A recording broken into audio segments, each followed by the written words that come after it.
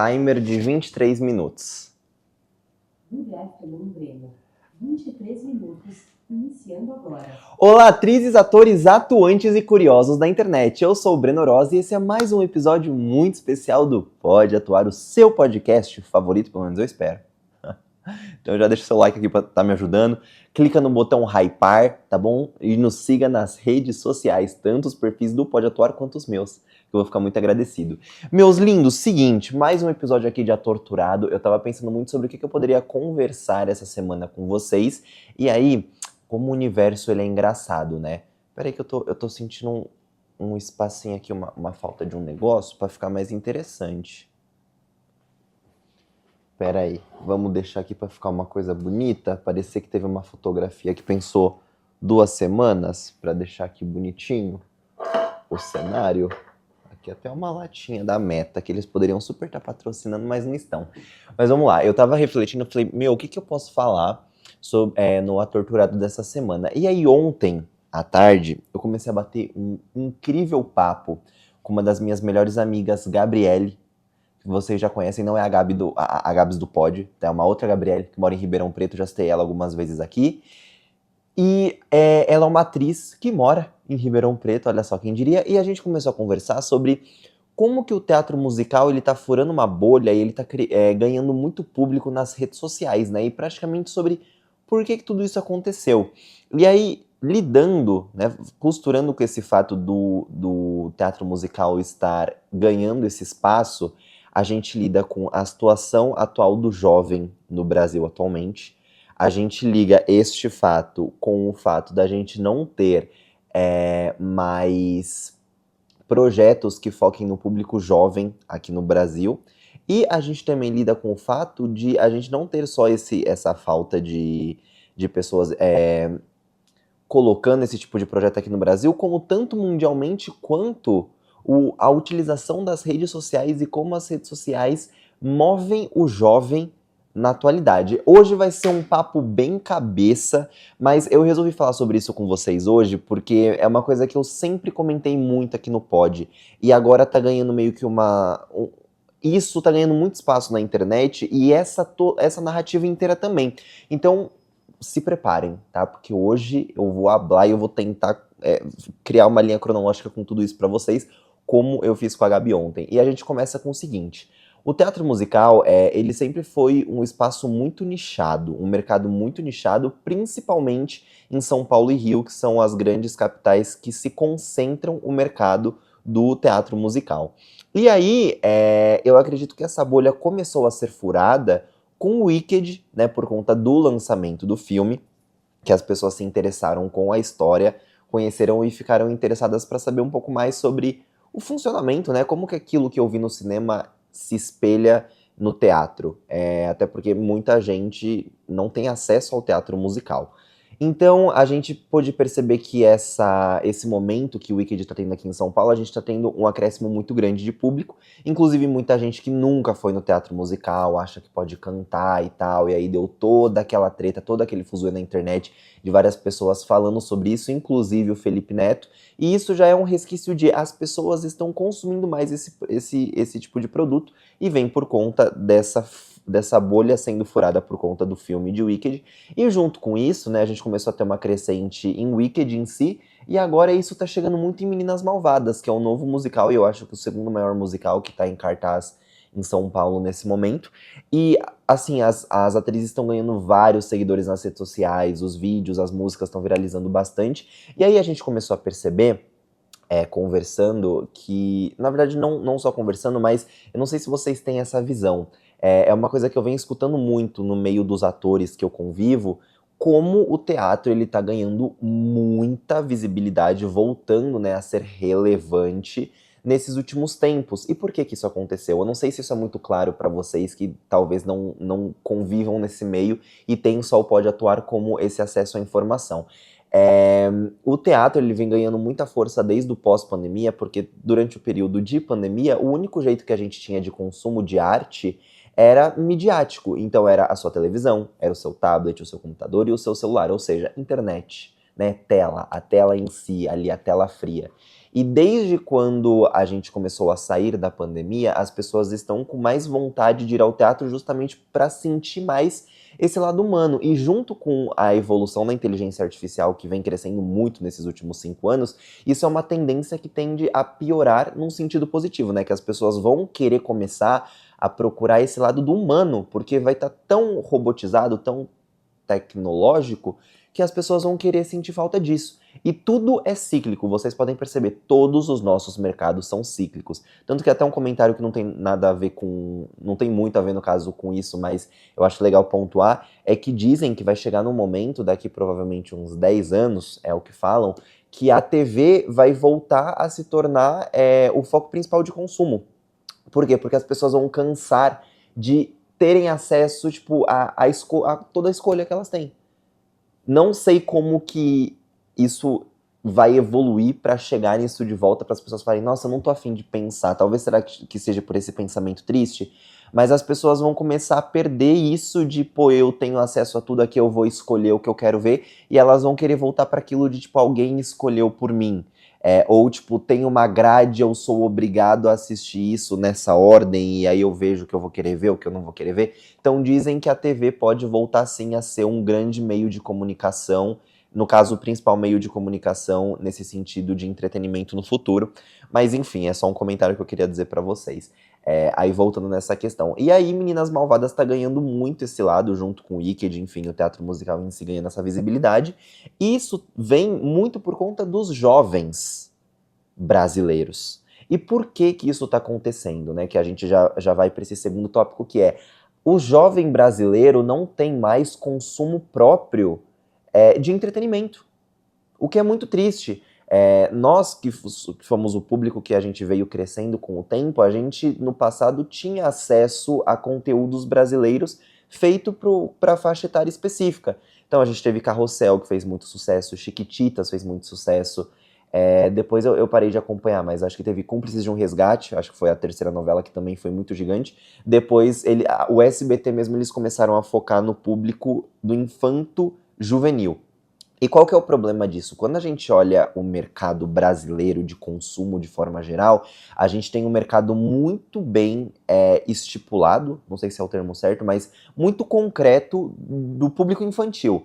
As crianças consomem conteúdo brasileiro infantil. Lucas Neto, a Bianca Alencar, por mais que eu não veja que o conteúdo dela é focado para um público mirim, vamos chamar esse público de público mirim, que são essas crianças mesmo, mas assim, ela tem muito público por algum motivo. Não sei se é o jeito dela se comunicar, se porque os vídeos dela tem sempre muita cor, eu não sei.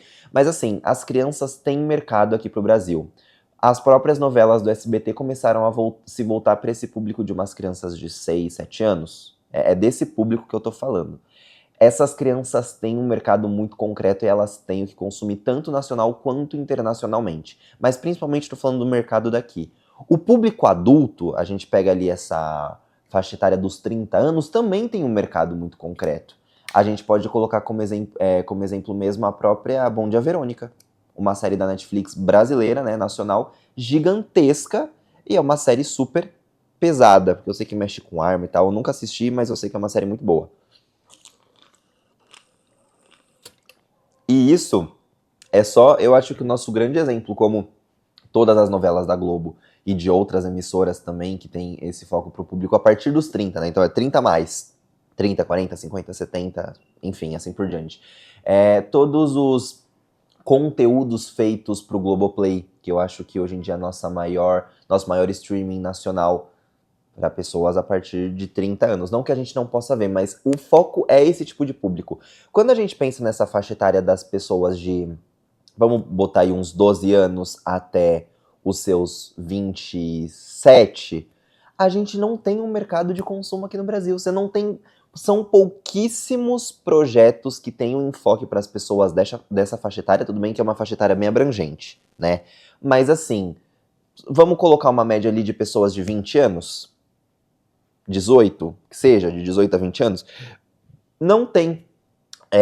E isso é muito triste, porque esse público tende a consumir coisas de fora. Eu fui no Lollapalooza assistir o show da Olivia Rodrigo, Gente, é muito engraçado, assim, eu já tive a oportunidade de ir em outros festivais e você sempre vê um público muito misto no dia tal que você for, porque são vários cantores que tocam. No dia da Olivia, só tinha pessoas vestidas com algo que fazia referência a ela. Seja utilizando a cor roxa na sua roupa, que foi o meu caso, que eu tava meio all black com uma bandana roxa, e especificando a cor principal dela nessa fase que ela tá da carreira, que dizem que agora pro próximo CD vai ser vermelho, né? Mas enfim. Ou pessoas com algo estampado a cara dela diretamente, uma camiseta, algo. Você dava pra perceber, 99% das pessoas que estavam ali estavam fazendo referência direta a Olivia Rodrigo.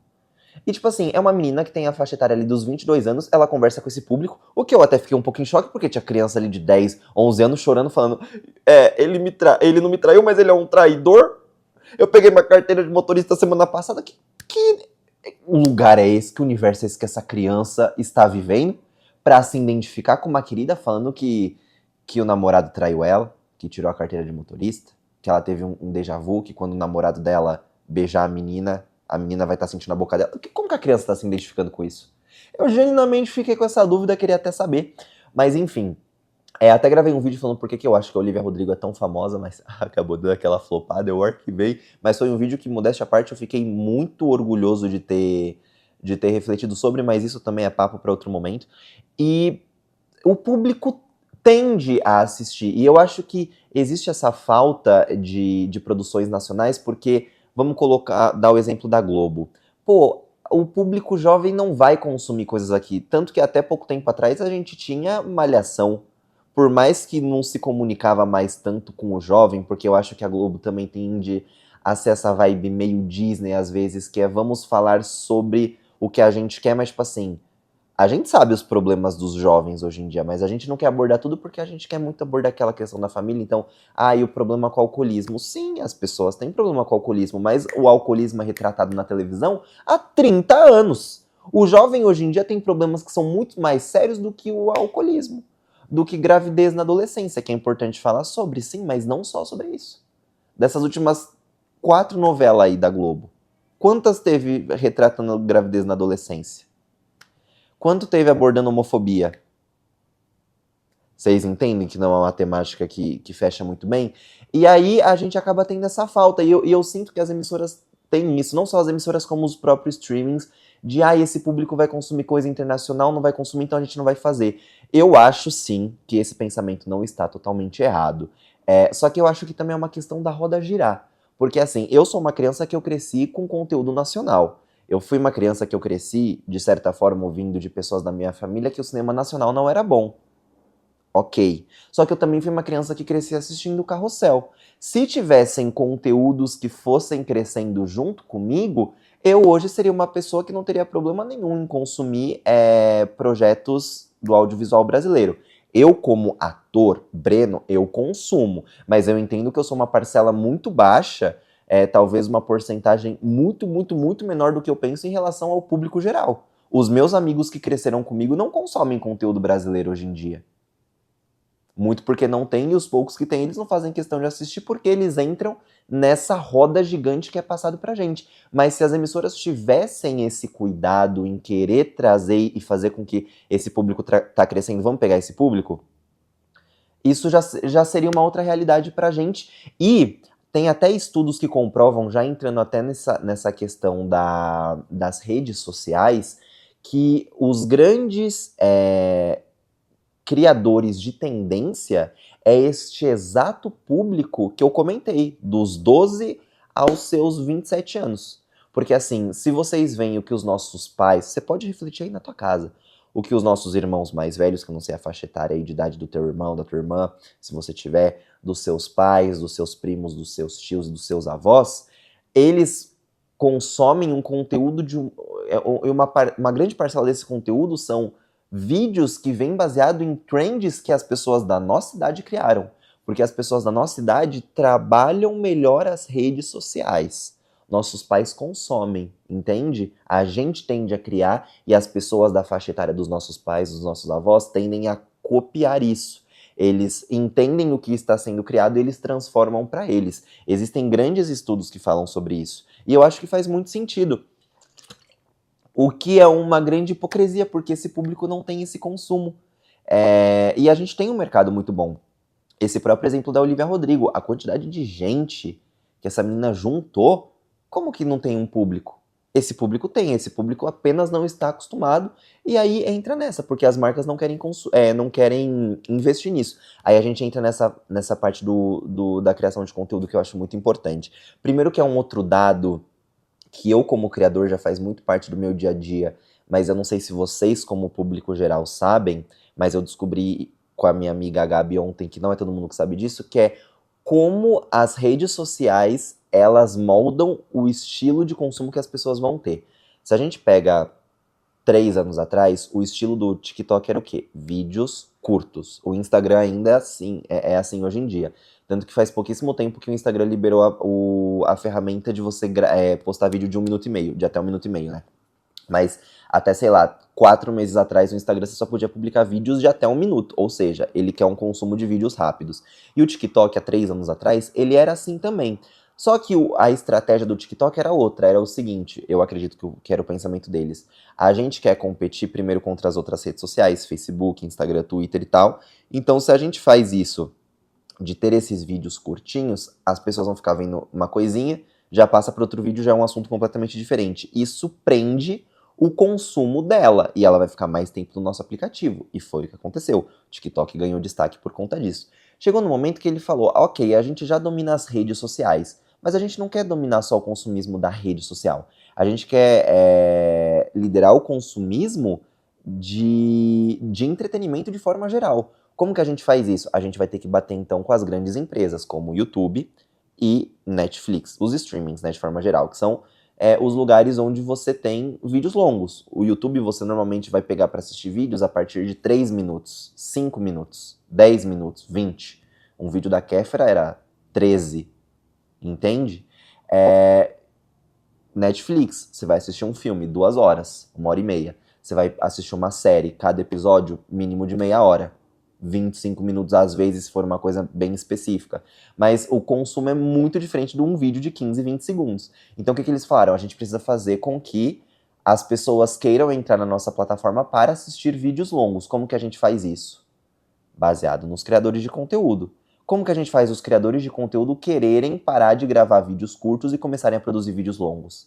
Vamos pagar eles. Porque se eles têm uma forma de ganhar dinheiro diretamente com a gente e a gente impõe essa regra de que a gente só vai pagar vídeos a partir de 1 minuto e 1 segundo, eles vão querer o quê? Ganhar dinheiro, vão focar em gravar esse conteúdo, consequentemente as pessoas vão começar a se acostumar com... Nossa, eu tô parecendo o Pateta, que minha touca começou a subir.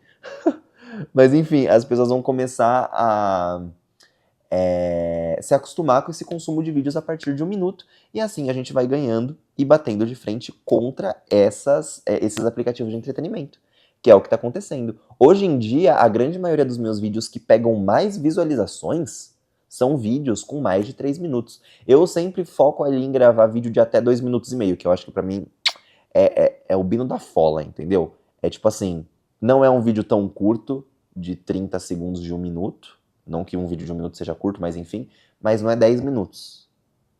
2 minutos e meio. Tá top, tá pampa.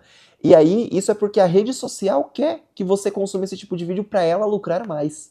E aí até a Gabi tava falando pra mim que ela se sente um ratinho de laboratório, uma batata que estão espetando fios pra ver como que a pessoa reage. E você acaba fazendo parte desse experimento sem saber. E o porquê que eu tô falando sobre isso especificamente nesse vídeo, comentando sobre entretenimento das pessoas, do jovem, né? Hoje a gente se identifica cada vez mais, eu digo o meu caso.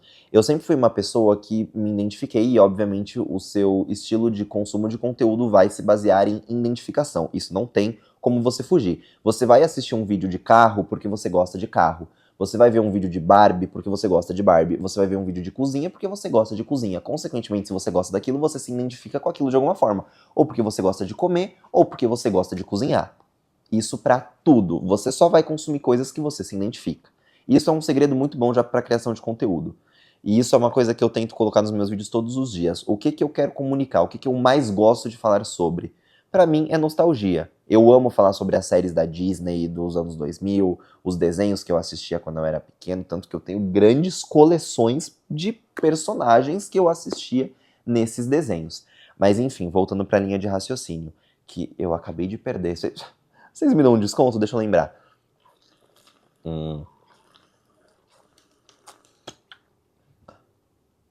Ok, lembrei aqui. Você, né, você consome coisas que você se identifica. Como o jovem brasileiro não tem conteúdo para ele se identificar, ele vai para as redes sociais. E é por isso que a gente está vendo uma crescente tão grande de funcionamento de mercado, que a gente já entra numa outra ideia que é o seguinte. O mercado, principalmente do TikTok, eu comentei muito sobre isso no episódio com o Pablo Tonetti, aqui no Pod. A gente percebe o jeito que as pessoas consomem conteúdo de tempos em tempos. Há 2 anos atrás, quem explodiu muito? O Pecalipe. Por quê? Ele na casa dele, com uma câmera foda, sei lá, uma câmera que tem uns 4K, provavelmente, uma câmera de 4K, ele fazia efeitos especiais de filme que batia a qualidade tete a tete com a Marvel. Então você assistia aquilo e você falava, meu, o cara tá em casa conseguindo entregar essa qualidade.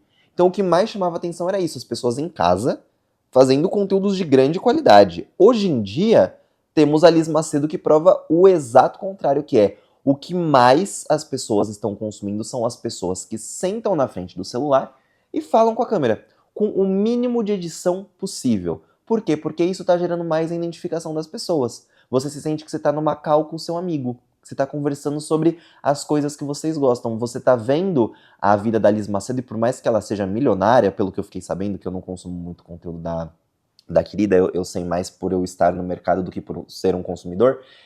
Por mais que ela seja milionária, pô, você tem interesse em ver, porque querendo ou não, ela é uma menina da tua idade. O grande público dela são as pessoas que têm a idade dela. Então, justamente, como que as marcas falam que não existe um mercado para as pessoas dessa idade, se os grandes números da internet brasileira são pessoas que estão consumindo pessoas com a mesma idade? Porque justamente você não tem. E não que eu esteja falando que seja um lugar de embate, tipo assim, a internet está contra o entretenimento. Porque tudo é junto, não é porque a pessoa está consumindo a Liz Macedo que ela não vai ver uma série na Netflix no mesmo dia à noite. Mas existe um mercado e as marcas não querem investir nele. E aí é por isso que hoje em dia a gente está vendo tantos criadores de conteúdo com números cada vez maiores. Obviamente a gente já tem um mercado muito grande de criação de conteúdo há muitos anos, né? Isso começou lá no YouTube, lá atrás com a Kéfera, com o Cossielo, Christian Figueiredo, enfim. Hoje em dia a gente tem um mercado que é muito mais vasto porque a gente tem muito mais ferramentas para gravar conteúdo. Só que o que é meio louco nessa história é justamente isso, porque existe esse é um exato estudo de que existe esse público que consumiria esses projetos. Então por que não é investido? O programa, que vocês sabem que eu sou apaixonado, eu amo consumir o conteúdo deles. Eles pegam uma câmera, um celular, eu não sei exatamente o que eles gravam, eles sentam no sofá da sala e é um trio de amigos. E eu gosto de ver que eu fico, pô, eu tô na academia, eu tô... Já deu os 23 minutos. Alexa, desligar, muito obrigado. Eu sempre falo muito obrigado, porque se um dia as máquinas se revoltarem, a minha Alexa pelo menos não vai querer me matar. É um ponto bem importante. E isso há muito tempo, tá, que eu faço isso. Pode perguntar pra minha mãe. Mas voltando. Porque enquanto eu tô fazendo os meus afazeres, eu me sinto que eu tô com amigos. Me gera a exata identificação. Então, com isso, eu concluo este episódio falando por que as marcas não focam, tipo assim, o SBT. Pelo que eu fiquei sabendo, o público do SBT tá caindo muito, porque agora essa Caverna Encantada, por mais que seja muito legal, é mais infantilizada do que as novelas infantis que eles já traziam. Então tá focando nesse público aí de crianças de 6, 7 anos. Por que o SBT não deixa um pouco essa ideia de lado? Como eles são, eu acho que a maior fábrica de criação de conteúdo jovem nesses últimos anos, para fazer uma série musical. Eu vi um vídeo de uma diva, que eu até dei RT lá no meu... eu até republiquei, né, no caso, no meu TikTok, que ela fala exatamente sobre isso. Por que o SBT não faz uma coisa assim, uma série musical, teen? Que aí a gente já entra em outros pontos também, porque um exemplo, a Netflix hoje em dia, ela indica tendências de mercado. Então todo mundo vai seguir o que a Netflix faz. E há alguns anos atrás, a Netflix estava focando em trazer esse conteúdo musical, como eles fizeram Gol, Viva Sua... Gol? Viva da Sua Maneira, não sei se a tradução pro português é assim, que é uma série argentina, porque em espanhol é Gol Viva Tu Maneira. Não fez muito sucesso, mas é porque, tipo assim, eles estavam pegando um público que ainda estava entrando no streaming, que era o público que estava terminando de ver Soul Luna, começando a ver Bia, que Bia tava naquele negócio também do vai, do não vai, do streaming. É, já, já tinha um público formado que veio desse momento Disney e Nick, com séries como Isa TKM, Violeta, Soul Luna, Clube 57, que fez muito sucesso, a da Mia Refico, qual que era o nome? Cálice Mashup. Já tinha um público que consumia esse estilo, só que a Netflix pegou bem num começo que só tinha Netflix, então não era todo mundo que tinha, Gol acabou não fazendo tanto sucesso, mas hoje em dia já tudo se instaurou, então por que que eles não voltam com esse tipo de projeto? Eu acho que seria muito legal. E isso, se vocês focam nesse público, vocês tendem a criar tendência, igual nesse estudo. Então as pessoas vão começar a consumir, vocês têm um mercado novo que está sendo inexplorado, com um público que quer consumir, porque se as pessoas se tornam... O próprio Rebelde Brasil, que teve, acho que era o que, 2013? Gente, aquilo foi uma febre gigantesca. Estou na academia, mudou áudio, mudou iluminação, mudou tudo. Inclusive minha cara até poderia estar um pouco melhor. Mas enfim, eu só quero fazer uma adição. Que eu tava falando muito desse estilo de consumo de séries e tal, musicais. Mas eu não digo só musical em específico. É que eu acabei seguindo nesse exemplo. Mas assim, Euforia é uma série que fez muito sucesso. Não é musical. Tem músicas, mas não é musical. O que chama atenção? Além de falar sobre sexo, drogas, sexualidade e ter esse enfoque no público teen. A estética. A estética é o diferencial que chama atenção. Na Netflix a gente teve Elite. Aí você fala, nossa, Breno, mas Elite acabou não tem tanto tempo assim. A última temporada foi 2024, se eu não me engano. Mas é que assim, Elite acabou na terceira temporada, né? A Má também é deixa aí. Então, foi tendo uma queda aí de visualização. A quarta nem tanto, a quinta nem tanto. Mas a partir da sexta, eu não conheço uma pessoa que assistiu. Vou ser sincero aqui. Então assim, o foco é séries que falem de verdade, sem ficar pisando em ovos, sobre a vivência do jovem. Tem um mercado muito bacana, e eu acho que a Netflix tá voltando a investir forte, tanto que agora vai ter um de uns atletas aí, que vai ser nessa vibe meio elite, também a Espanha, vamos esperar pra ver se é boa também. Então, como vem me falar que as pessoas não consomem? Consomem sim, e eu acho que a gente pode explorar, e eu ainda digo mais, pra finalizar esse vídeo que já tá muito papo cabeça, já tá muito aqui, ó, viagens.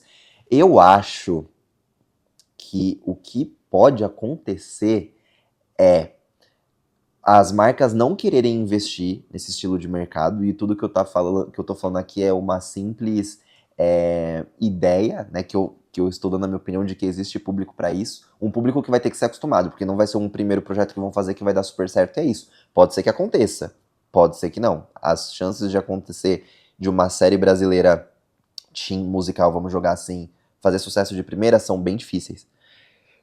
Nós tivemos também recente o Rebelde Mexicano, o novo, né, da Netflix. A gente teve Julian and the Phantoms, então foram séries que fizeram sucesso. Julian and the Phantoms fez bastante sucesso.